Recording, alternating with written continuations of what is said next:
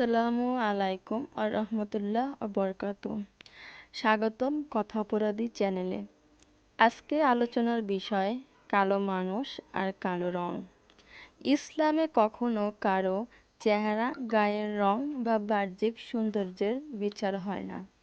আমাদের প্রিয় নবী হযরত মুহাম্মদ সাল্লাল্লাহু আলাইহি ওয়াসাল্লাম বলেছেন, আল্লাহ তোমাদের চেহারা ও দেহের দিকে তাকান না, বরং অন্তর ও আমলের দিকে তাকান। সহিহ মুসলিম আয়াত 2564।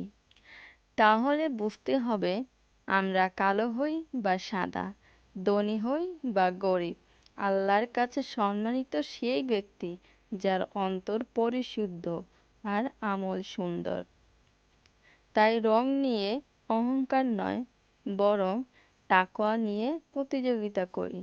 আল্লাহ আমাদের অন্তরের সৌন্দর্য বাড়ানোর তৌফিক দিন। আসসালামু আলাইকুম রহমতুল্লাহ। আল্লাহ।